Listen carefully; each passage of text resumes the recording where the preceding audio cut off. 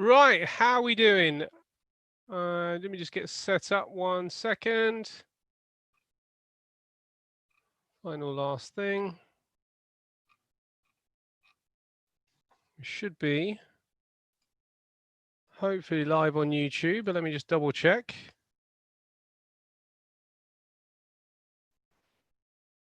Let's see where we are.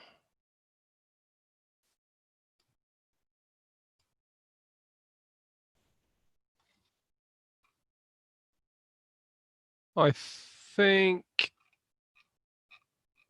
don't think we are. Hold on a second.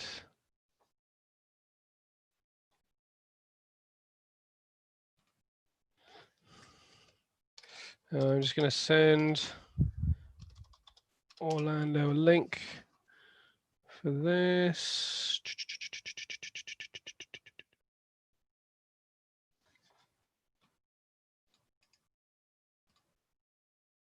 No. Oh, okay.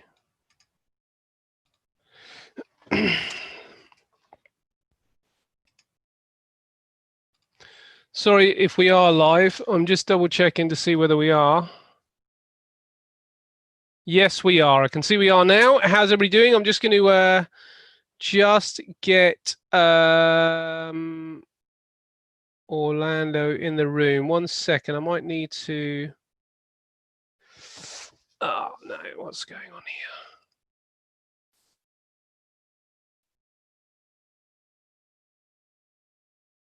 here? I might need to. Let me just do this. 1 second.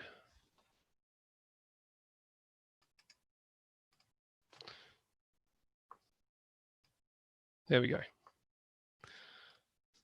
Right. Hopefully that hasn't disrupted us too much. I just wanted to get Orlando in the room with us. So anyway, we are half an hour away from the US show and around about 55 minutes away from the US Open. And what is that likely to provide? Well, I took a short trade in the euro earlier on, and I'm looking to scale into this. So I want some further shorts on this this particular market. Let's just quickly check the dollar index. Hasn't been performing too well over the course of the first part of this morning, but it's not really really anything to get too concerned about from my perspective, because all it's done is pull back to the monthly pivot down here. So this is, you know, kind of expected, if you like. It is suggesting that that we have got this left shoulder, this head down here, and the right shoulder may be forming. And it might still be, you know, I calculated this left shoulder earlier, and it's around about 10 to 11 days on the left shoulder. So it might even be that we don't have. There's the big O. Now let me get big O to panelist. And then from there, there he is. I can Hello, mate. How are you? Co-host. Oh, I'm very good, mate. How's things? Everything is fine, mate. Everything is fine. I heard what you said about some Euro USD shorts, which I also took and got stopped out. You see, I'm scaling it, so I'm going in really light. I'm scaling into exactly. Because I'm a bit concerned about the stopping out. And to be quite honest, I'm concerned about the stopping out mainly, obviously, because of Jerome Powell. I've got no idea where the price action goes over the course of the next few hours, but my suspicion is that over the course of the next week, it's coming down. So I just want to kind of get myself in. And I've started to initiate shorts, and I've initiated a short in Bitcoin as well, which also is going nowhere. And if I was you know, going to trade this on the short term thesis, then I probably would have been stopped out as well. But I'm okay here. You know, I'm in around about this area. I'm in about 10.9, so it's about 27 points, just above where I got in. But I'm okay with that, because my real entry, or my final entry, if you like, is much higher. But because of the state of, you know, of affairs, you know, the fact that we have got Jerome Powell out, I wonder whether we may not get there. You know, that's my concern with not trading it. My theory is that we go short, and I'm quite happy to take just a few entries on the way up to this final point here at 11.5. So it could be 600 points before before I get my final position on, and I might even enter 3 times. I might enter once more at this 11.25, 11.250, and then once more at 11.500. But that means that I can't obviously put on too much in this particular area. And what I do in this this kind of situation, and it's quite good talking about scaling in, really, and what is the best scaling in strategy. And the way I do it, and you might be different if you do scaling, is that something that you would do normally, mate? Yes, I would. But on a running profit trade, I rarely scale in on a drawdown. Gotcha. Yeah. Yeah. I understand that 100%. Because I normally go with 75% to full risk on a single position. I don't go light as you. I mean, I understand the way that you do it, which is absolutely fine, and it's actually quite smart in this case, due to the heavy FOMC day that we have today, right? So giving you some spot, some room to scale in on a drawdown, which is what I would have, well, everybody's a hero in hindsight, right? I wish I would have done that. yeah, absolutely, mate. Yeah, 2020 is the situation. But you know what? You might find that it doesn't go the way we think it's going to go anyway. And if I got married to this, I'd be loading in. But obviously, I'm not going to put my mortgage on it. So the way that I like to sort of like think of it is that if my final point is kind of going to be in this area here, which actually isn't that far away from my second point, and it might be just a bit too close. That's going to be 11.250. That point there. Well, it's probably far enough away. So let's say my final point is 11.500, and I also want to get in at 11.25. And I've got in at 10.9. Now, from this point to this point is costing me 600. And hold on a minute. No, that's not accurate, because what we need to do is figure out where it all stops out, and it's going to be around about there. That's my ultimate kind of area that I'm not going to be interested at 12s anymore. So my point from the 900 up to 12s is 1100. This point up to 12 is going to be 750. Yeah. And that point up to 12 obviously is going to be 500. Now this one is going to cost me a lot less than this one, which means that if it goes well, obviously, what it means that is, and let's just talk in kind of simple maths, because otherwise it could get quite tricky for people. But everybody's going to have to put this in their own, in accordance to their own account. Now, if you know, so what you're going to be risking here per trade effectively is 1100. Okay, per trade. That's the way I work it out.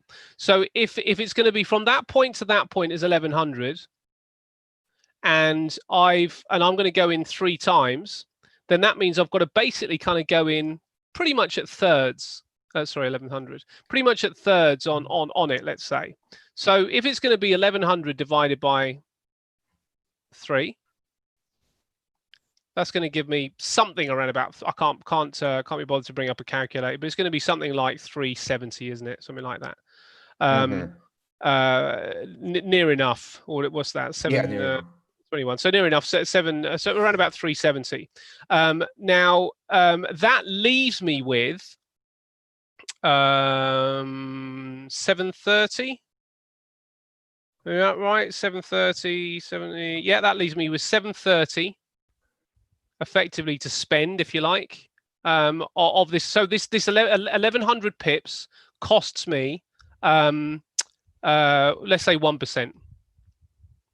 Now that means that what I've got to do with the first lot is go in at 0.37 of 1%, and that leaves that's going to leave them with 0.73 of 1% left.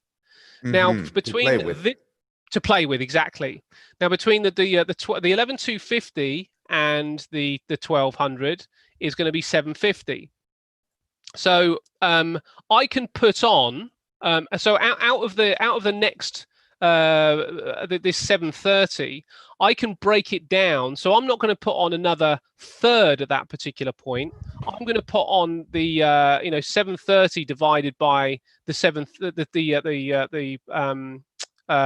divided by 2 effectively, and put more weight on less weight on the first one and more weight on the second one, because the next one's only going to be costing me 12,000. Yeah. 500. The next one's only costing me 500, whereas the first one's costing me 1,100. Sorry, this is getting quite confusing. Let me see if I can explain this a bit easier.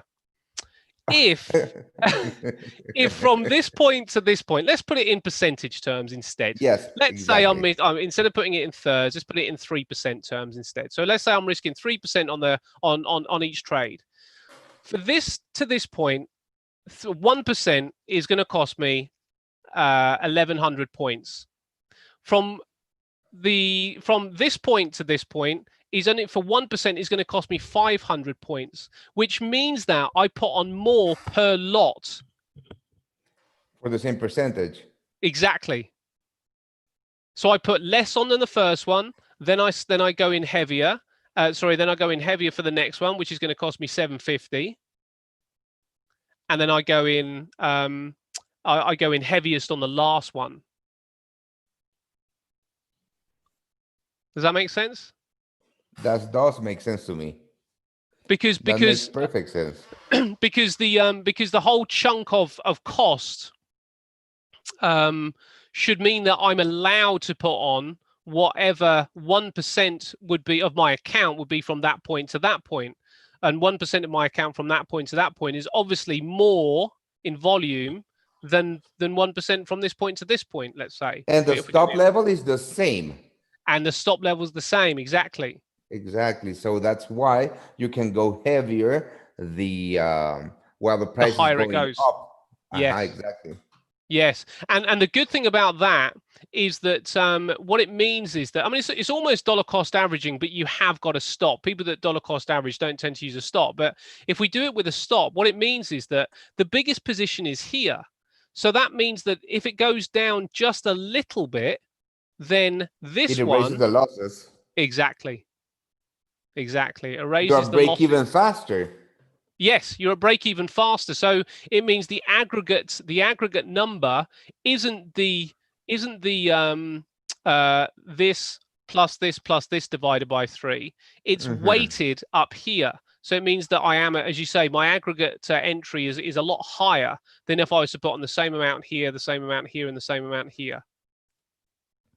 I agree with you. I mean, that's a great way to look at that scaling in methodology. And you know the good thing about it, the really good thing about it is that if you end up being wrong, because obviously going in here and going in here would still have to satisfy some kind of technical turnaround. So if the market just goes that, you're not scaling in. Yeah, exactly. All you've got to risk is the first one, because what I want to see in this area, I mean, it might be on a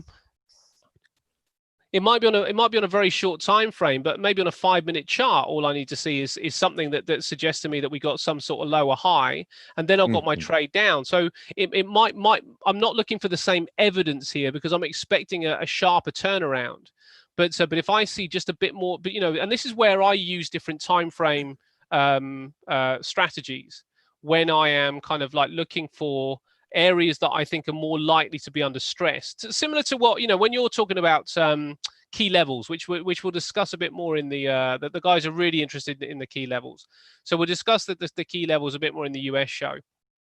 But similar to what you're looking at key levels, if I'm looking at this isn't a key level.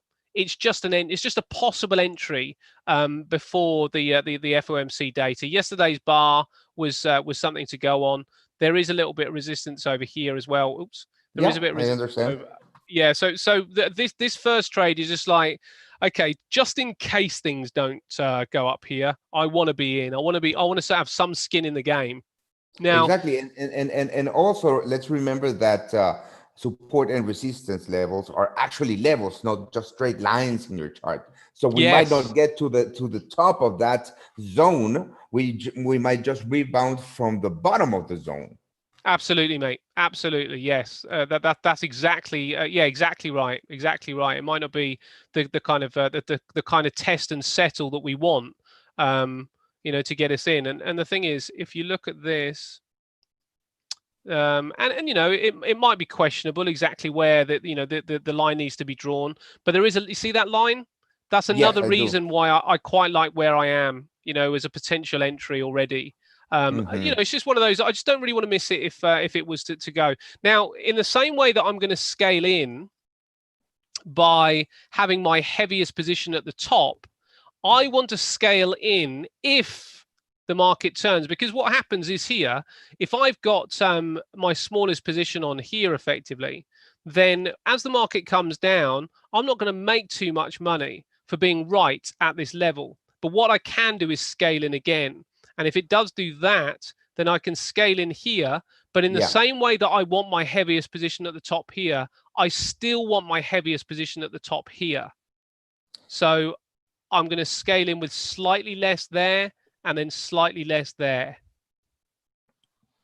Okay, I see. I would have thought that you would have, I mean, that you would scale in a little bit heavier on that second retest of the break below the previous Yeah, lows. do you know, But I no, would do, no, I wouldn't do that. And the reason that I wouldn't do that is that, or the reason I don't like doing that is that if I manage to get this first one effectively, if it comes down, if I get the first one at break even, then if I go in heavier here, the you first one's erase the being gains, I yeah, understand. yeah, I'm erasing everything. So what I'd quite like to do, is before a scaling is see if I can move these stops down a little bit, and that means at least that makes me some profit, and the next scaling is going to be less. So because it's going to be less, and that's just the way I do it. I mean, where I got taught, the guy that taught me said he would go in here, he would take, let's say there's a level from over here that was forming resistance. He would take half off at the first point there, and then he'd put one on here. So he's up to 1.5, and he'd do the same thing there again, half off here. So he's now down to 7.75, one on there. Now he's got 1.75, half off here, same thing. That's So pretty he's much how I do it.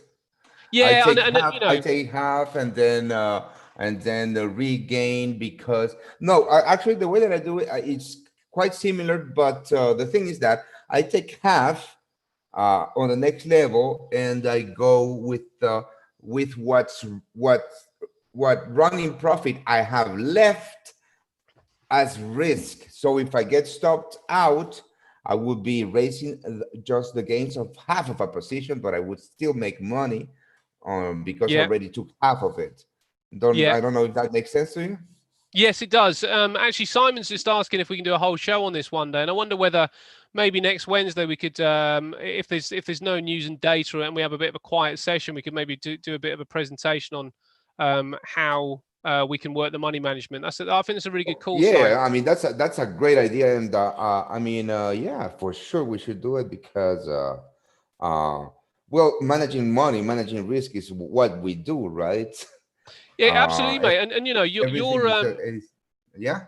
you're very much in the same camp as me, and as in the way that you think about the markets as mathematical, Yeah. and being kind of provided. Our decisions can be provided by data, and that really that comes from a money management methodology that has to be derived from maths. It's not really just sort of like, oh, let's I mean, yes, you might go, let's try this, but after kind of like doing some research on it, then you may like or dislike the way it works.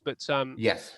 But I think it's worth let's do it next week. Now, it doesn't mean that Orlando and I will do the same thing necessarily, but it just means that we can maybe bring some different approaches of how we would manage a specific market. But I think that's a really good idea.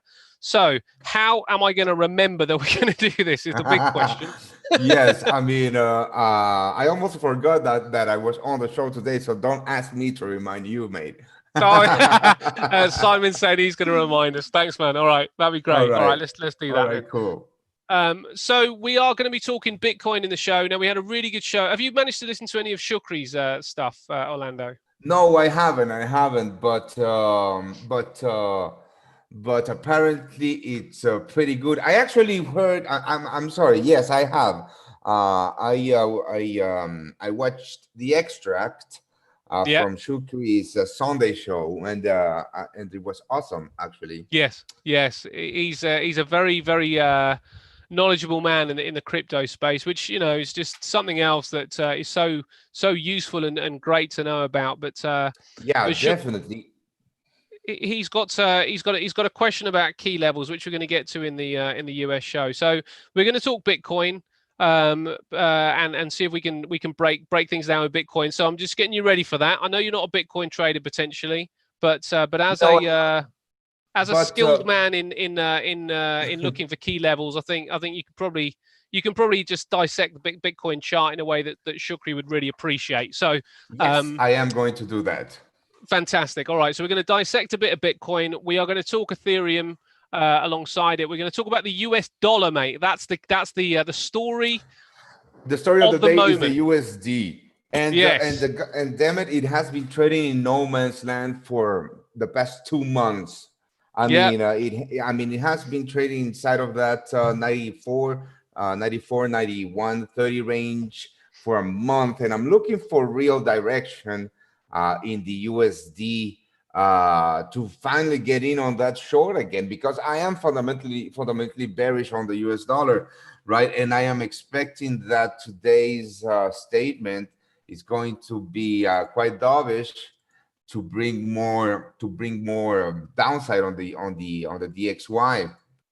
Okay, brilliant, mate. Well, in actual fact, that'd be brilliant. So I won't tell you my position on the US dollar. I think we'll find out what you think, and I'll offer my opinion on it as well, and we'll see if we can come to some kind of end theory about what may happen, and whether it's today or not. So we'll be talking US dollar. Obviously, we're going to be talking Bitcoin, and subsequently, I think we need to really cover some of the others. Now, I'm interested, actually, Orlando. You said that you tried a short in the euro. Yes. So you are bearish the dollar, but you tried to take a short in the euro. Could you explain that one? Yes, of course that I can. Actually, I was looking at a bounce on the DXY at around the 9280 level. All right. And most importantly, I was looking at a continuation pattern on the euro US dollar. Mate, if you want to, I can share my chart. You can do, mate. I mean, we're going to get to it all in about 5 minutes, but so let. All right. Yeah. I'm just let's just discuss my thought process on that, right? So yeah, I just was on the euro. Yeah, on the euro. So I was looking at the euro USD, right? I was looking at the euro USD on the lower time frames. I was looking at it on the 1 hour chart or so. It had broken to the downside very well, that's a weird euro US dollar chart, man. I'm just looking at this and going, where have TradingView got their information from? No, this is not my. What, it went down like 100 pips. Yesterday. I don't think it did. Yeah, exactly. So I'll tell you what. Let's look on here. I'm just going to get rid of. I've got a trade in the euro dollar, as you can see here, but we'll talk about that in a second. Let's just hide the trade just because it's quite distracting. But let's have a look at this then. So you were looking at the hourly here. Yeah, on the hourly. Yeah, so you can see that. After the first breakdown. We stopped right at the I assume that it's the weekly or monthly pivot that you have on. It is the monthly and the daily. Yeah. In fact, there's the weekly down here. There's the monthly. I'll go red, white, and blue. So red's the monthly. Yeah, the white one. So we stopped right at the weekly pivot, which is the white one, I assume. Yeah. Yeah. And we started consolidating inside of what seems to be a triangle. So I saw that as a continuation pattern and as a flag, and I saw an opportunity to go short below the previous low and at the break of that weekly pivot. But it was a fake out, it was a fake out, as you can see. And at the same time, the DXY was rallying from that level that I mentioned earlier, which was the I don't remember the 9280, which had been a very strong level that bulls were jumping in quite strongly and had been tested quite strongly in the past. So all of that gave me the trigger to go short with my stops above that monthly pivot or so, around that level. Yeah. So I did give some room for a drawdown, but above that level, I mean, I didn't want to be short anymore, because it was a short-term trade, because I was targeting the previous weekly lows, which are the around the 117.65 Yeah. level. Yeah. I see So down here. Yeah. nothing crazy. I was targeting, that's the level that I was targeting. So it was more of an impulse move, not by me, but by the market. Yeah. uh, and I was looking for an impulse move, or an impulse continuation towards that weekly low, which has been quite strong level of resistance for the entire month, actually. If you go back, I mean, we have been trading above that 117 to 117 117.50 for quite a while now. Actually, mate, I was looking on the higher, on the a couple of, I think it was last week. I was looking at going short for a swing trade. I mean, if and this was the thing. If we had a that's exactly what I was looking at. If we had a break above the 94 level, which that would mean bulls are jumping in on the US dollar, right? Yeah. And that would mean that we would have broken with that pattern that you just draw, right? But for me to be triggered, I would have had to break the August 11 lows at or trade below the 117 level. So I had some sell stops below that 117 level, mate. I completely gave up on that idea when we bounced back up. I mean, we don't know what's going to happen with today's FOMC No. No. So day, right? we'll talk about this. I mean, I'll talk about what my strategy with the trade is in a couple of minutes, actually, because we'll be starting the US show. But I've taken a short on the pivots here, and I'm looking again. I'm looking for this to come against me so I can add to it. I'm quite comfortable if it does come against me a bit, and I'd like to add to it on this topper level up here. Somewhere around about the 119.20 area. I'd quite like to get this one. So we will talk about that in a moment, mate, and it'd be great if your charts. We're going to play a tune to get us in, and then we will crack straight on with the DXY, and it'd be great to get your thesis on why you believe it's going down. So cool. I'm going to say thanks to everybody that's in the live stream for popping in. If you want to join the US show, you know what to do. Just go to contact Ash and Geoff and just ask to get admitted to the show, and they will tell you the process. But if you are not doing that, we will see you in the morning. I'll be back with Geoff in the morning at 5 to 8. See you then. Everyone else stick around. We'll be starting the US show straight after.